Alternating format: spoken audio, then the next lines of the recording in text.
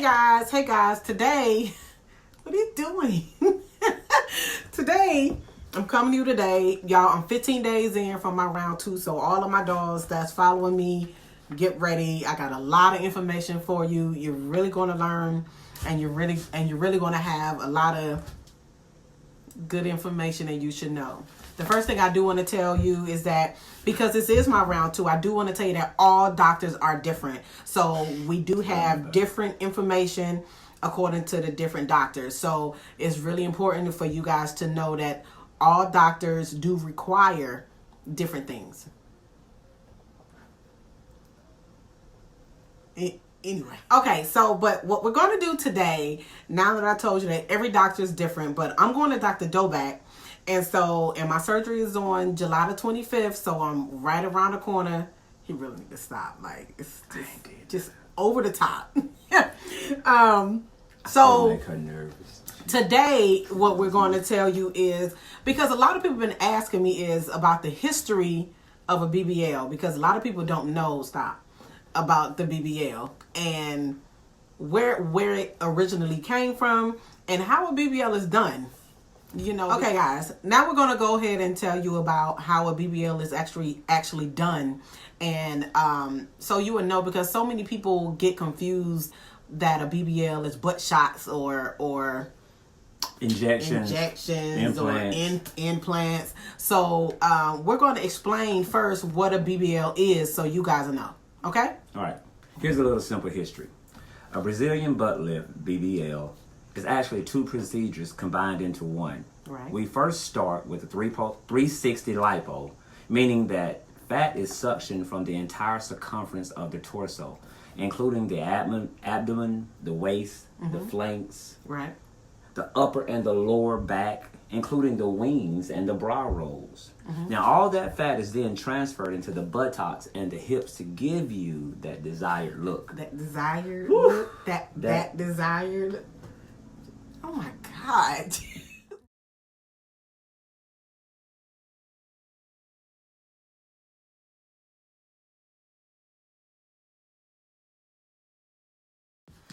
Okay, now the next thing that we're going to do is we're going to go ahead and read to you where a BBL actually came from. It's really important for you to know where it actually came from, because if you don't know where it came from, you really don't know what you're getting into. So this is actually how it originated. Right. The procedure was first pioneered in Brazil by the greatest plastic surgeon ever, Dr. Evo. Okay. Dr. Evo, he accumulated, he comprised, he called out, he summoned quite a bit of plastic surgeons, and told them, hey, I got a very new, innovative idea of how we can help women to achieve their desired body. Right. What they would actually do is they would take 1,500 or to 2,000 cc's, and they would infuse the fat into each hip or buttock continuum of his patient. He would literally infuse the fat transfer into the hips or the buttocks continuum of his patients. And he was able to achieve stunning bodies that adorn the beaches of Rio. He eventually South Beach. The procedure became extremely popular in... Baby, you don't gotta read it all. This is what we're gonna do. We're gonna put it up.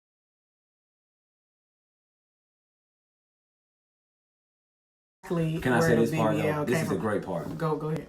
320,000 BBLs by the year in 2015. That's a bunch of hips and booties. Right. Because actually, 320,000. But see, actually, when people look at BBLs, they always think, oh, them big old booties. It's a lot of women who get BBLs that, a lot of women get just regular size butts. Like, it don't be nothing regular size.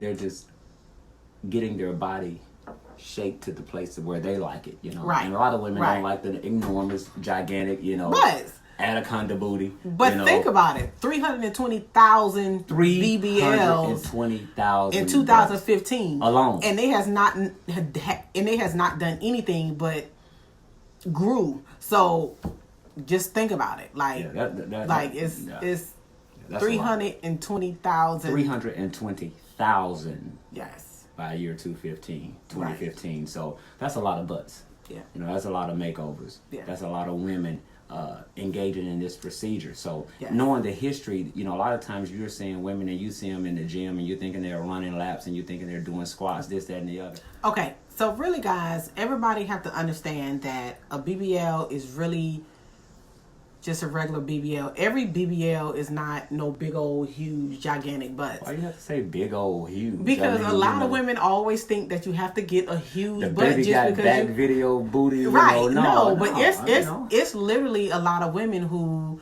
just get regular sized butts because they don't just- have no just butt get, at you know, all. they get the aerobics body. They get their body sculptured to the place to where they want, you know, and it still looks look- natural. yeah. And you can do that. But 320,000 BBLs in the year of 2015. And that's a lot of surgery. That's a lot of. That's butts. a lot. So just don't think like it is only women who getting huge butts. Like Right, people are getting, even men. Men are getting BBLs too. I don't know about all They that. are. No, I mean, They you know, really are. That's just. They are. Men are getting BBLs too. Well, listen. They really are. That's enough of that. Because I didn't sign up for this video they to are- be thinking about no But that's Billy how many and- people and are Jimmy getting BBLs. and Larry with Like, no BBL. But all a right? lot of people are getting BBLs, and it's Didn't I not just tell you women. that was enough? That is I'm enough. not. I have to tell y'all, Ronnie like Robbie, this is the truth. Billy and Ricky and Mike, I don't want to be thinking about no BBLs. Listen, we're going to get back to the history, all right? Dr. Evo caused a craze amongst women. And men. Women. And men. Men, let me tell you something. Don't. Okay. So the next thing we're going to talk about is how do you know if you are a great candidate for a BBL? How do you know? Tell me. Well, you need to be a woman. But listen, Stop. Dr. Dahlback, he has operated. Dolbeck. Has operated on patients of all ages, ranging from ages 17 to 82, according to his history, according to his literature. So, you know, I think your health, well, matter of fact, I know your health is one of the most leading requirements, you know what I'm saying, criteria for you to be able to be a good candidate for a BBL. Now, it's certain things, it is certain tests that you have to take, and it is certain procedures that you have to follow, and we're going to get into that right now. Okay, so now what we're going to get into is the labs that is required for you to take before you get your BBL done. Now, some doctors, you have to give it to them. You have to take it where you are and send it to them. Right. Okay. But my first doctor, which was my round BBL one, we just took everything up there then. We didn't have to do it 30 days before, but now my second round, we do have to do it 30 days before prior to the surgery. Right. So tell us some of the labs. Well, first of all, ladies, looking good does comes at a cost. I mean, you know, you do want to look good, but you definitely want to make sure that your health is up to par because it's imperative. So when it comes to labs, there's a series of labs. There's a host of labs that you have to take. Different, you know, chemistries, fasting glucose, your pregnancy test, HIV positive test. Not only that, but you also have to take like a chest X-ray, your EKG. Now, with the chest X-ray, with Dr. Dolbeck, you have to be 40 years old and up. If you're under 40, you don't really have to do the chest X-rays. But when I went to Dr. Malona, we had to do the chest X-rays. Period. It was just mandatory. Yeah, for some doctors is mandatory. For some doctors is optional, depending on your age. You're also going to need, according to some doctors, a letter from your medical doctor, your general practitioner, that says that you are healthy enough for surgery. Other labs are dependent upon medical history, such as your thyroids and, you know, different thyroid illnesses that are related to that particular disease. Right.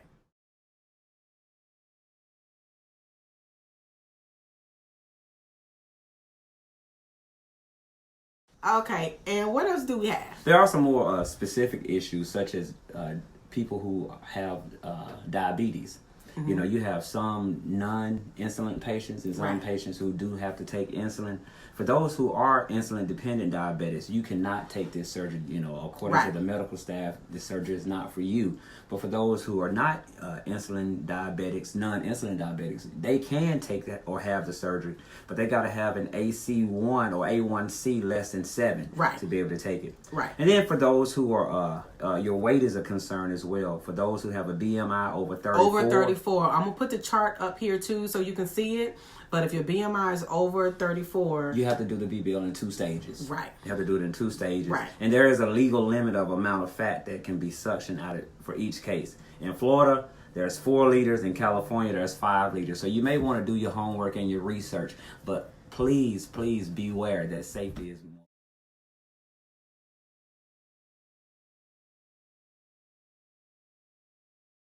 okay. So what they need to do is what? Just beware. Be extremely careful of, you know, and put your health first. You know, your body is 100% in harmony with you. That's right. So whatever you do to your body is going to do to you. So make sure that you're taking care of yourself first before you go into these endeavors. All right? Right. And there's a couple more things that everybody must know as well. And these things are important. So make sure that you really pay attention. Right. You know, you have to, you know, we're going to put all this up so you can actually read it for yourself, so that you just want to be taking our word for it. But you got to avoid smoking. Any type of issues of tobacco using nicotine can adversely affect your fat survival. So and just be careful if you're having a surgery. Don't even be around people that smoke. Right. Like, just don't. Right. This is a surgery now. This is not anything that's topically cosmetical. So you got to make sure that you're taking care of yourself. We got like 3 more. Hypertension. This must be controlled prior to surgery. So high blood pressure, y'all. Please bring your hypertensive medications with you and take them with a small sip of water the morning of your surgery. If not controlled, likely the anesthesia will cancel the surgery. So your blood pressure has to be under control. Yeah. If it's not under control, you will not begin your surgery. Yeah. And that's with any doctor. Right. And y'all, I have had 2 rounds. This will be my 2nd round now. And both of the doctors have said the same thing. Right. So far. What else we got? We have anemia, and your hemoglobin level must. Yeah, that one right there. Yeah, that's what I said. Right. That's what I said. Don't be correcting me on camera, man. You always embarrassing me. That's all right. I'm gonna tell everybody how you treat me for real. She don't even do this for real. We ain't gonna. Should be greater or equal to 11.0. Right. So if you suffer from anemia, be sure that you take your iron supplements prior to surgery. All right. And the last thing, Lord help us if it's this is real. If it's this you, is real. Listen, illicit drugs, positive tests for cocaine will have your surgery canceled Immediately. You know, and that's just it. Any drugs, you know what I'm saying? They're not going to perform the surgery on you. So you're going to have to make sure that you just take care of your body. And if just stop it. You have a doctor you cannot have the surgery on drugs. Right. And if you have a doctor that will perform your surgery while you're on drugs, you might want to second guess that, because your looks is not more important than your life. So that's right. You know, you got to really be sure that you are doing the right thing so you can have a successful outcome. Right.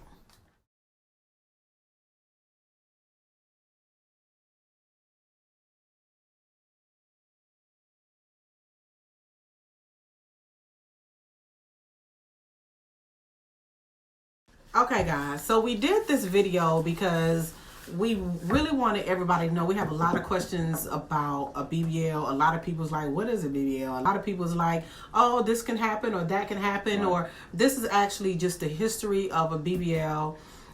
Things as far as the tests that you're going to take, just different things that you need to know about a BBL before you consider doing a BBL. Right. Okay. A lot of people jump into things in all aspects of life because of what it looks like, or because everybody is doing it, or because it's something that's popular, it's a trend. But we just want to, do our part in education and informing you all to do your research, to be informed of where it comes from and why it was even originated, and some of the things that are, completely imperative and necessary for you to be able to have a successful surgery and a successful outcome after you get this surgery performed on your life, because it will change your life. Trust me. Of our history video and things you need to know about the test that you have to take. Here you go again. This is just natural, guys. It's all the time. But what I want to say, please like, please subscribe, and comment. Tell your friends. Please know your history about what you're going to do. Tell your mama. Tell your sisters. All of my dolls. Do not tell your brothers and your uncles. All of my dolls. Follow my journey. Our next video is going to be on how to prepare. Pre-op, right? How to prepare for your surgery, and I'm gonna tell you the difference between the doctors that I have. So I had to prepare differently, and to know what kind of butt you want. You know, you got to know your body shapes, your contours. You got to know this so that you can communicate this with the doctors. Because the doctors will give you what they feel like. So give you whatever that comes to the mind. Stay tuned. We love you guys.